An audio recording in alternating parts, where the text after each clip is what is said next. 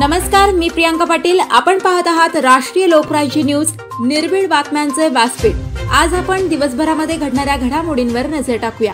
आम्ही काही दिवसासाठी धोरण घेतलं होतं। मधले 1-1.5 महिन्यापासून इतके सेंटरवाले आमच्याकडे आले, इतके उत्पादक घेतात त्या ठिकाणी, पण आम्ही धोरण थोडं थांबवलं होतं। मात्र आजच्या कार्यक्रमापासून, आजच्या तुमच्या गावापासून आम्ही आता हे धोरण बदललेलं आहे। आम्ही सगळ्यांना आपल्या सामावून घेण्याचा त्या ठिकाणी निर्णय घेतलेला आहे। जो दूध उत्पादक आहे त्याला वाटतं की यायचं नाही, आपल्या परत हे आपल्या डेअरीला होतो, मध्ये काही काळापुरतं बाहेर गेलो होतो, आता परत आपल्या डेअरीला आम्हाला यायचंय, तर त्यांचं स्वागत त्या ठिकाणी केलं जाईल। मी आमच्या तालुक्यातल्या सर्व डेअऱ्यांना या निमित्ताने आवाहन करेल।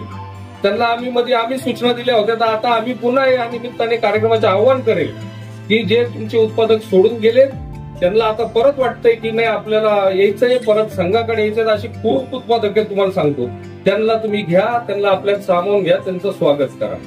जे सेंटर चालक, अनेक तालुक्यात खासगी सेंटर चालक आहेत, ते त्या ठिकाणी खासगी दूध घालत होते, ते आता आमच्याकडे यायला तयार आहेत। जसे आपले 2 सेंटर आहेत, तसे आम्ही त्या सर्व आता सेंटर चालकांचे जे तालुक्यातले आहेत, जे यायला इच्छुक आहेत, त्यांना आम्ही चर्चा करू, त्यांच्याशी बोलू, त्यांना आम्ही आपल्यामध्ये सामावून घ्यायला या ठिकाणी तयार आहे, असं या निमित्ताने मी आपल्याला सांगतो।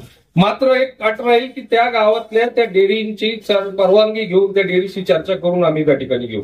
आपले सेंटर आमच्याकडे आले, अर्ज आले, तेव्हा मी आपली डेअरी सावता महाराज असेल, ज्ञानेश्वर पावली असेल, त्यांच्याशी आधी चर्चा केली, असं आहे, आपल्याला घ्यायचं, तुमची काय अडचण नाही। आणि मला सांगायला आनंद खरं तर वाटतोय, तुमच्या दोन्ही डेअऱ्यांनी अतिशय मनमोकळेपणाने सांगितलं की साहेब त्यांना घ्यायला हरकत नाही, ते येत असतील तर आपल्याला घ्या, आमचं काही अडचण नाही। उलट त्यांनी शिफारस केली, नाही तुम्ही घ्या म्हणून। म्हणजे हे मला एक चांगलं वातावरण, आपल्या निमोनचं लोकांची भावना ही यातून मला एक चांगली वाटली, चांगली त्या ठिकाणी खऱ्या अर्थानं त्या ठिकाणी जाणवली।